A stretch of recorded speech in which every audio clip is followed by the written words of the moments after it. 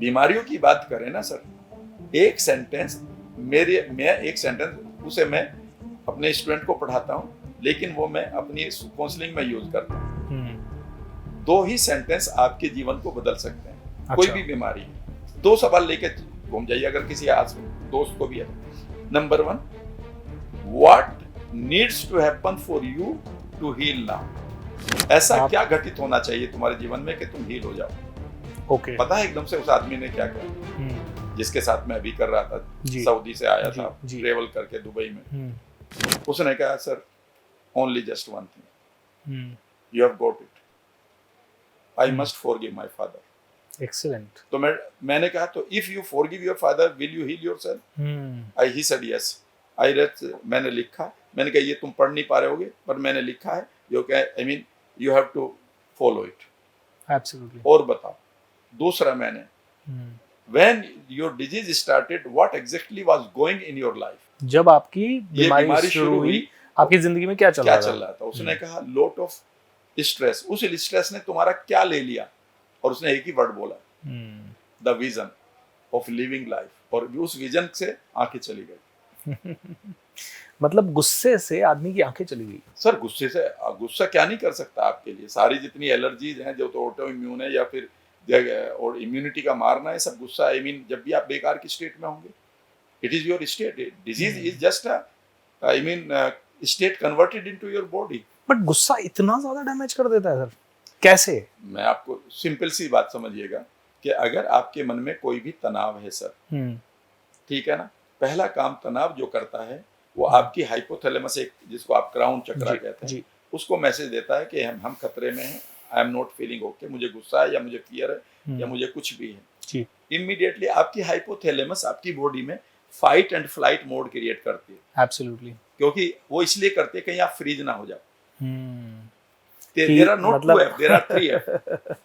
B in either, या तो लड़ो या भागो, कहीं आप फ्रीज ना हो जाओ। और उसे पूरा करने के लिए वो आपकी बॉडी में बहुत सारे चेंजेस लाती है। लेकिन यहाँ पर आपको एक चीज समझनी होगी, जिसे मेडिकल साइंस खूब पढ़ाती है सर, लेकिन इतना टाइम हमारे डॉक्टर्स के पास नहीं है, क्योंकि 1 लाख पर एक आधे डॉक्टर है, वो बेचारा समझाए या हमारे लिए दवाई लिखे। वो ये है कि जब भी आपके दिमाग में कोई भी स्ट्रेस होगा जी, तो आपकी वो डायरेक्टली वेगस नर्व के द्वारा, कभी भी वेगस नर्व को पढ़ लिए, वो वेगस नर्व के द्वारा आपकी जो इम्यूनिटी है, व्हाइट ब्लड सेल्स हैं, करेक्ट, वो एकदम से उनको मैसेज देगा कि we are in danger, we are in fight and flight. अच्छा। और अब आपकी इम्यूनिटी 3 तरह से रिएक्ट कर सकती है। कौन कौन से? पहला, या तो वो सरेंडर कर देगी जी। जिन लोगों को सरेंडर करती है उनको viral attack, bacterial attack, RTI, UTI बहुत होगा। अच्छा। और अगर लंबे समय तक ये इम्यून सिस्टम अपना काम नहीं कर रहा है तो इसके बाद वो बड़ी बीमारी आती है जिसका नाम म्यूजिकल है, कैंसर। वो बीमारी नहीं सर, वो तो सिंपल ये है कि आपने इम्यूनिटी बहुत दिनों से गायब कर रखी है। आपके पास नेचुरल किलर सेल्स है जो 10,000 सेल्स को डेली मारती हैं कैंसर की, और वो नेचुरल प्रोसेस है। वो काम करना बंद कर दिया, वो काम उन्होंने सरेंडर कर दिया क्योंकि आप वो डर गई। दूसरा है, अगर वो नहीं डरी तो दूसरा वो एक्शन ले सकती है आपकी इम्यूनिटी कि वो ओवर रिएक्ट कर जाए। जब भी वो ओवर रिएक्ट करेगी तो समझ लीजिए अब आपको एलर्जी होगी। जितनी भी एलर्जी है वो over reaction of your immune system है। और तीसरी है बड़ी खतरनाक, अगर आपकी इम्यूनिटी इस डर के कारण, इस भय के कारण, इस गुस्से के कारण कंफ्यूज हो जाए तो वो अपनी ही सेल, होस्ट सेल को मारने लगती है। ट्रू। जब वो अपने होस्ट सेल को मारने लगती है, इसका नाम ऑटो इम्यून है। अच्छा। अगर उसने थायराइड को मार दिया तो थायराइड होगी, स्किन को मारना शुरू कर दिया तो हम सोराइसिस कहते हैं। अगर उसने मेरी बीटा सेल को मार दिया, पैनक्रियाज, डायबिटीज लेकिन कहते हैं जिसको डायबिटीज 1 कहते हैं, जोड़ों को मारना शुरू कर दिया तो रूमेटॉइड अर्थराइटिस है। इंटरनल ऑर्गन को मारना शुरू कर दिया तो सर इसको एसएलई कहते हैं। मेरे पास एक ऐसी लड़की थी मेरे अहमदाबाद में, जिसकी इम्यूनिटी जैसी उनको स्ट्रेस आती थी, उसकी इम्यूनिटी जो व्हाइट ब्लड सेल्स हैं वो ब्लड के प्लेटलेट को खा लेते थे। अच्छा। यानी कि it is a life threatening situation. This is, इस तरह से 100 से ज्यादा नाम ले रखे हमने बीमारियों के जो ऑटो इम्यून है। बीमारी डॉक्टर से पूछे वो तो कहेगा एक ही बीमारी है कि इस समय आपकी इम्यूनिटी कंफ्यूज हो गई है, और उस कंफ्यूज्ड इम्यूनिटी को हम सप्रेस करने के लिए स्टेरॉइड देते हैं। उस समय तो जान बच जाती है, पर सप्रेस्ड इम्यूनिटी दूसरी प्रॉब्लम क्रिएट करेगी जो पहली कंडीशन मैंने बताई थी। करेक्ट। मतलब आप फ्रीज हो जाओगे, आप गिव अप कर दोगे, सरेंडर कर दोगे। यस। बढ़िया बात तो यह है कि आप इम्यूनिटी को अपनी स्ट्रेस को हटाकर और छोटी सी कमांड देकर एक बार फिर एक्टिवेट कर सकते हो। जैसे आपने कमांड दी हाथ उठाओ, तो हाथ उठा लिया मैंने जी। हाथ नीचे रख दो, रख दिया। याद रखिएगा आपकी पूरी बॉडी इसी तरह से आपकी कमांड पर चलने के लिए तैयार है। क्या बात है, ये रियल है सर। तो राम सर, आपने तो ऐसे बहुत सारे केसेस देखे होंगे, जैसे कई लोगों को डिप्रेशन है, क्लिनिकल डिप्रेशन है, ब्रेन में पता नहीं क्या हो गया, दवाइयां खा रहे हैं, क्या करें? क्योंकि ऐसे मेरे पास आज की डेट में 3 केसेस आए हुए हैं और ऐसे और भी आ रहे हैं, रोज आ रहे हैं। देखिए मैं बताता हूँ डिप्रेशन वालों को। पहले सबसे मैं कहता हूँ कि अगर आप क्लिनिक की बात कर लेते हैं तो वहां पर एक रिपोर्ट आएगी, मैं आपके साथ दोस्ती से ही बात कर रहा हूँ, एक रिपोर्ट आएगी कि सर आपकी सेल डोपामिन नहीं बना रही है। सो डोपामिन की कमी, आपके पास एक न्यूरोट्रांसमीटर है जो 2 सेल के बीच में काम करता है, उसे डोपामिन कहते हैं, वो काम नहीं कर रहा। ओके। सवाल उठता है कि उन्होंने ऐसा काम क्यों किया, आपके माइंड और बॉडी ने डिसीजन क्यों लिया है कि डोपामिन नहीं बनेगा, अब तक तो बना रहे थे। सर आप एक काम करिएगा, लाइफ में एक सवाल पूछिएगा, ये मैजिकल और डिवाइन सवाल है, पता नहीं किसी ने ये शायद मैनिफेस्ट किया है आप में से और हमारे उसने, मैं पूछ रहा हूँ। मेरा हमेशा एक सवाल होता है कि इस एक समय तक ये बीमारी आपको कब हुई? वो कहता है सर 5 साल पहले हुई। करेक्ट। तो 5 साल का ले लेते हैं भाई, ये ईयर चल रहा है, इसमें तो 5 घटाते हैं, उस टाइम के आसपास हो रही है बीमारी। उससे पहले 1-2 साल पहले जाओ, सब ठीक थे, बिल्कुल ठीक था जी। तो मैं एक सवाल पूछता हूँ कि जब आप यहाँ पर ठीक थे और यहाँ पर आप ठीक नहीं है, तो इस बीच में आपकी माइंड और बॉडी ने ये डिसीजन क्यों लिया है कि वो अपनी वेलनेस को छोड़कर इलनेस में आए? ये सवाल सर एंथनी रॉबिन्स की किताब में लिखा था। करेक्ट। उन्होंने कहा कि सब कह देंगे कि डोपामिन नहीं बन रहा, बिल्कुल सही बात है, आपका डोपामिन नहीं बन रहा। अब हम ऊपर क्या से रीजन से बना? सवाल ये है कि अब से पहले क्यों बन रहा था जी। क्योंकि डोपामिन क्यों बन रहा था? इसलिए बन रहा था कि जब भी आप स्ट्रेस में होंगे, सबसे पहला काम क्या करेगा, आपका माइंड उस समय कोर्टिसोल नाम के हार्मोन को निकालेगा, ये आप जानते हैं, स्ट्रेस हार्मोन। लेकिन उस समय वो एक काम और भी करेगा जो नहीं बताया जाता।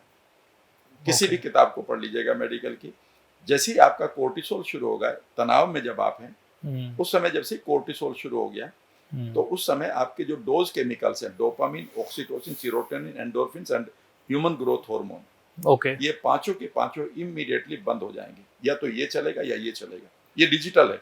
अच्छा।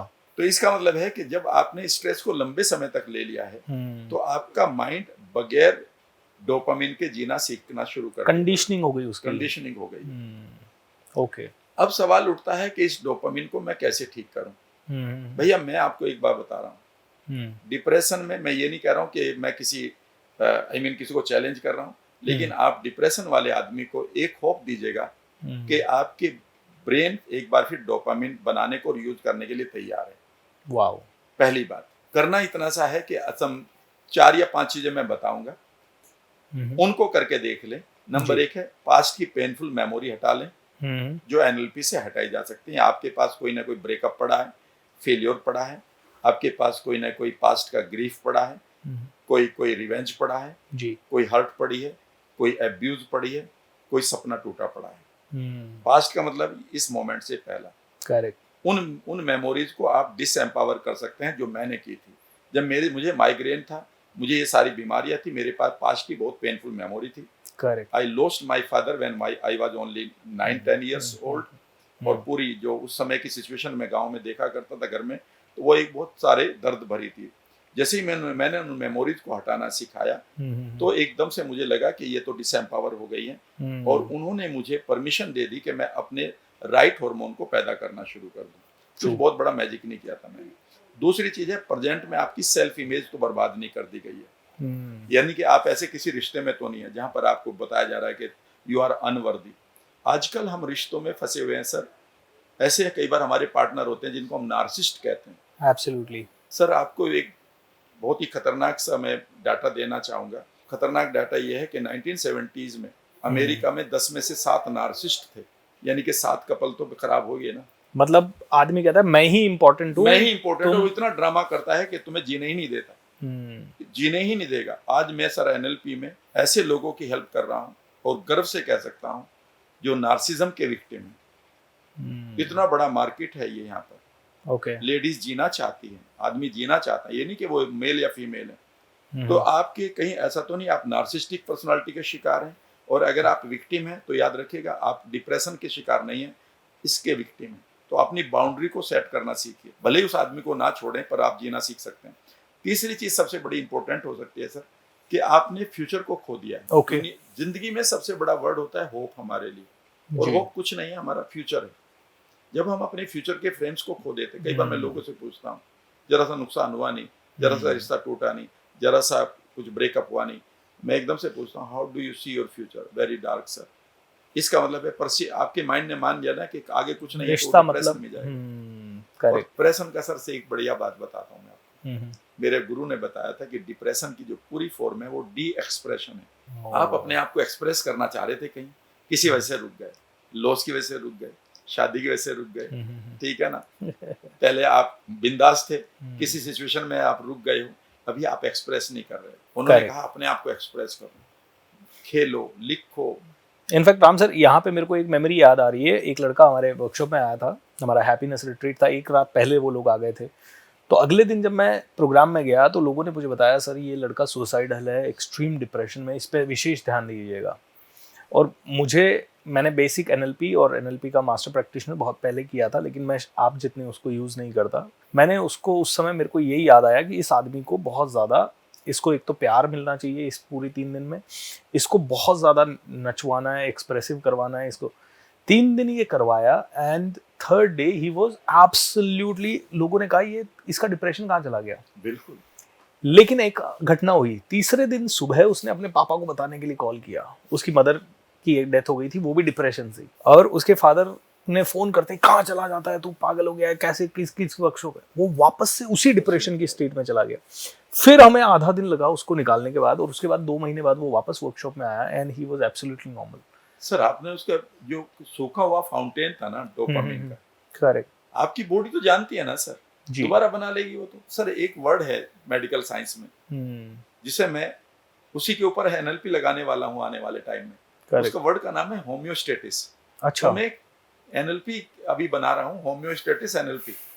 होम्योस्टेटिस का मतलब ये है कि अगर आप अपने ब्रेन से बेकार के मैसेज बॉडी को ना भेजें तो बॉडी ऑटोमेटिकली ठीक होना जानती है। ये मैं नहीं कह रहा हूँ, मेडिकल साइंस कहती है। एब्सोल्युटली। इसीलिए जितने एंटीबायोटिक हमें दिए जाते हैं वो आपकी बीमारी को ठीक नहीं करते, वो आपके अंदर जो बैक्टीरिया सिर्फ उसे किल करते हैं। बॉडी तो अपने आप को हील करती है। करेक्ट। आपके पास बचपन में कितनी चोटें लगी, कितनी ठोकर लगी, ठोकर लग के कई बार घर पे इसलिए नहीं बताते थे कि और पिटाई होगी, करेक्ट, और आपकी बॉडी हील कर लेती थी। You are the same person. नहीं, कुछ बदला है तो सिर्फ आपके लॉजिक्स बदले हैं, आपकी मेमोरी बदली है, आपके अंदर की वर्थ बदली है। वो बिंदास चल आदमी नहीं रहा कहीं पर। अब हम लॉजिकली ओके होना चाहते हैं, हम पॉलिटिकली ओके होना चाहते हैं। आज भी आपके अंदर कोई इंसान है जो नाचना चाहता है, आज भी एक इंसान है जो कहीं बैठकर सचमुच में अकेले में रोना भी चाहता है किसी चीज को। कई बार हम उस ऑथेंटिसिटी को भूल गए हैं, और हम चारों तरफ की जो दुनिया है उसके रिवार्ड और उसमें से पनिशमेंट ना मिले, उसमें इतने मैनिपुलेटेड हो गए हैं कि हम अपनी ऑथेंटिसिटी और जेन्युइननेस को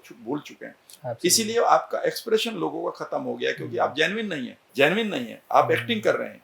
करेक्ट। जैसी एक्टिंग खत्म हो जाएगी, आप एकदम से और नेचुरल बनेंगे। तो नेचुरल तो आप ठीक थे, जब आप 10 साल के थे तो नेचुरल थे ना, जब 12 साल के थे नेचुरल थे ना।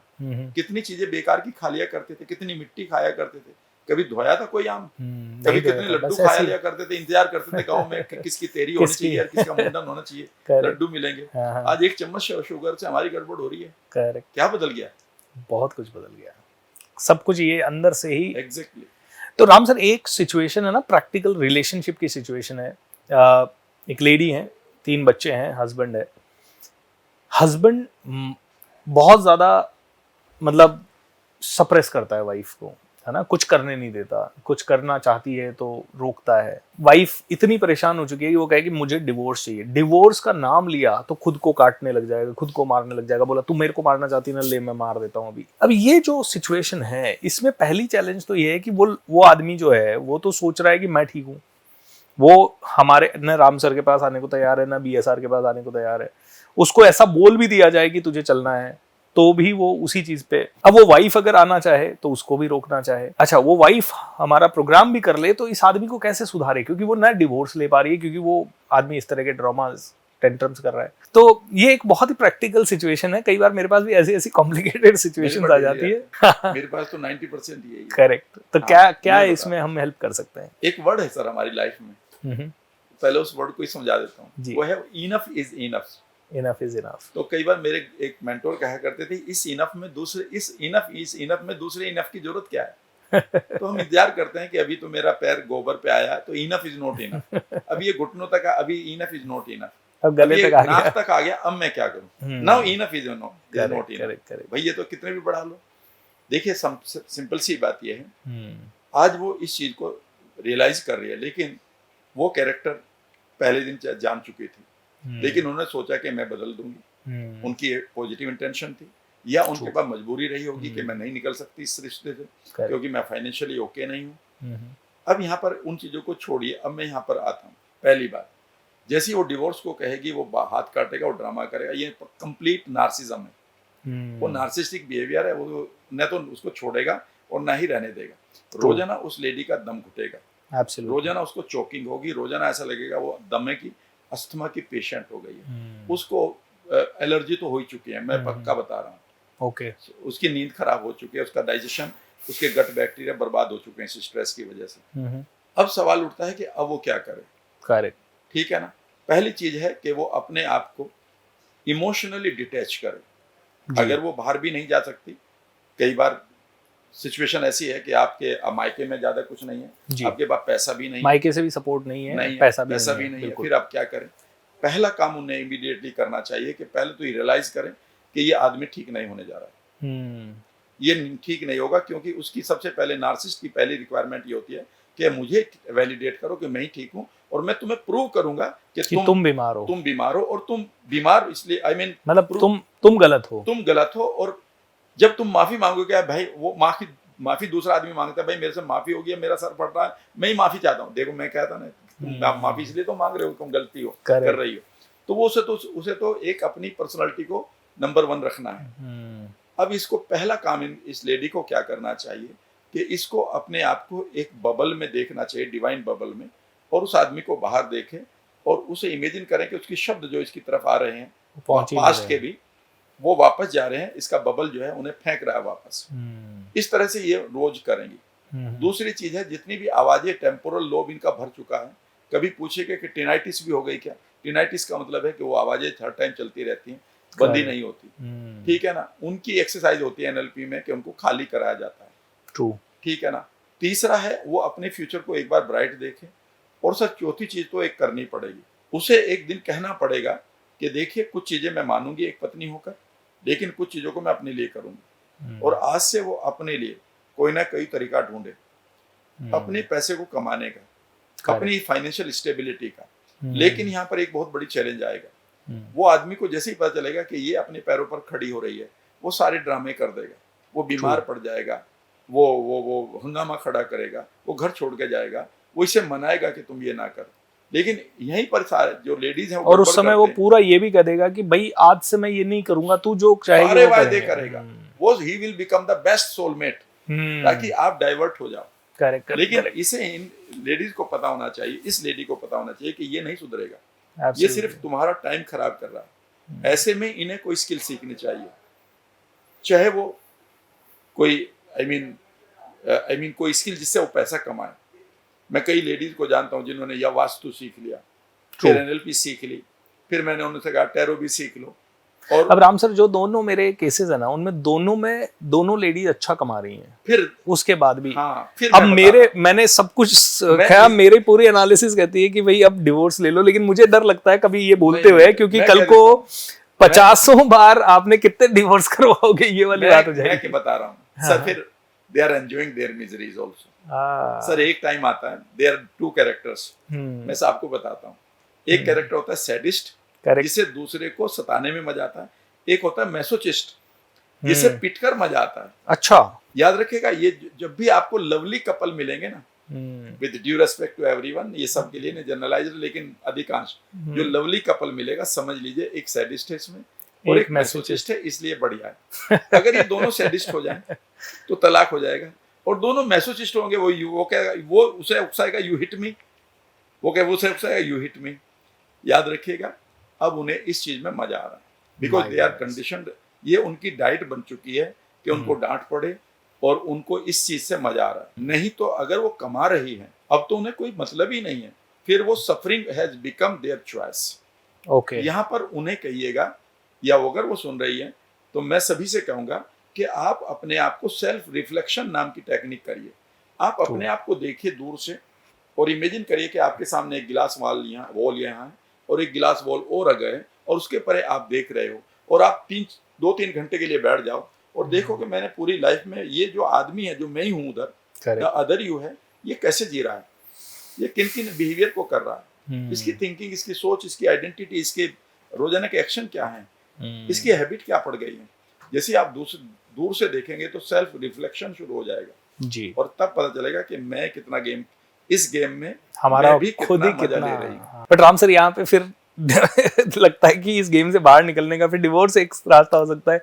अब डर ये लगता है कि किसी को सजेस्ट कर दो वो डिवोर्स ले ले, कल को कोच के ऊपर आता है बात, और कई बार इस तरह के कई सारे चैलेंजेस होते हैं। देखिए सिंपल सी बात है, डिवोर्स नहीं कहना, अच्छा। हम उनको आईना दिखा सकते हैं, हम आईना दिखा सकते हैं, डिसीजन उनको लेना है, डिसीजन उनका होगा कि वहां रहना है, Yes, नहीं रहना है, किस तरह से जिंदगी चेंज करनी है। आउटकम उसका होता है। मैं तो अपने पार्टनर्स को, जितने भी मेरे पार्टिसिपेंट होते हैं, मैं पहले दिन कहता हूँ आउटकम आपका होगा जी। आप इस रिश्ते में रहकर एंजाइटी फ्री होना चाहते हैं, मैं वो भी कर दूंगा। आप रिश्ते से बाहर रहना चाहते हैं, वो भी कर दूंगा एंजाइटी फ्री, करेक्ट, कि ब्रेकअप का पेन नहीं आएगा, लेकिन रिश्ते में रहना नहीं रहना ये मैं नहीं बताऊंगा। एब्सोल्युटली, आउटकम तुम्हारा होगा। मेरे पास है गाड़ी और तुम्हारे पास है डेस्टिनेशन। एब्सोल्युटली, गाड़ी तुम जहां कहोगे मैं वहां छोड़ के आऊंगा, ओला की तरह, उबर की तरह जी। लेकिन तुम खुद सोचो। लेकिन फिर भी अगर तुम देखो तुम कर क्या रहे हो लाइफ में, एक लाइफ मिली है और उसमें विक्टिम बनकर गेम खेल रहे हो True. और विक्टिमाइज्ड फील कर रहे हो, तो तुमने लाइफ जी कहाँ? विक्टिम तो कभी लाइफ जीता ही नहीं है। लेकिन उनको पता होना चाहिए। कई बार ना, मैं आपको बताता हूँ सर, एक गेम चलता है, एक होता है विक्टिम, एक होता है रेस्क्यूअर, एक होता है प्रोसिक्यूटर। एब्सोल्युटली, तो याद रखिएगा, विक्टिम हमेशा प्रोसिक्यूटर को उकसाता है कि तुम मुझे विक्टिमाइज कर, ओके, और उसे फिर एक रेस्क्यूअर चाहिए, वो राम वर्मा और बीएसआर आ जाते हैं उनकी लाइफ में कि हमें थोड़ा सा मरहम दे दीजिएगा सर, करेक्ट, हम हमारे साथ जो चल रहा है उसकी कहानी को सुन लीजिएगा। एब्सोल्युटली। तो वो रेस्क्यूअर इतना ही चाहिए उनको, नहीं तो फिर उन्हें, कई बार मैं लोगों से कहता हूँ, वो कहते हैं जी हमारे पति पत्नी में बहुत लड़ाई चल रही है सर, इसको कैसे ठीक करें? तो मैं एक सवाल पूछता हूँ, अगर तुम नहीं लड़ोगे तो करोगे क्या? भाई सब आपके पास तो कोई सिग्निफिकेंट काम ही नहीं करने के लिए, तो फिर करोगे क्या? लड़ते ही रहो। एक्सीलेंट, याद रखिएगा, मतलब कोई प्रोडक्टिव काम ही नहीं है दोनों के पास। आपके पास समय है लड़ने का? नहीं है ना? नहीं है ना? बिल्कुल भी नहीं हो सकता, क्योंकि आपके पास इतने असाइनमेंट है आगे के। ट्रू, और सारे असाइनमेंट हटा लो, आप सुबह उठेंगे पान वाले से लड़ेंगे, वो कहेगा मोदी अच्छा है, तो आप कहेंगे नहीं ये अच्छा है, वो कहेगा ये अच्छा है, तो तुम अगले दिन ही कहोगे मोदी अच्छा, वो क्योंकि तुम्हें भी टाइम पास चाहिए। कई बार मेरी वाइफ कह देती है कि जब कोई काम नहीं होता तुम लड़ते हो। ये हो जाता है कई बार सर, यू नो, ये जैसे 3-4 दिन छुट्टी निकाली घर पे हैं, तो 3-4 दिन में से डेफिनेटली कई ऐसे 3 दिन तो अच्छे निकल गए, चौथे दिन लड़ाई हो जाएगी। मैं आपको, ये बिल्कुल सही बात है फ्रेंड्स, मैं आपको भी अपना भी किस्सा बता देता हूँ, आप हंसेंगे तो।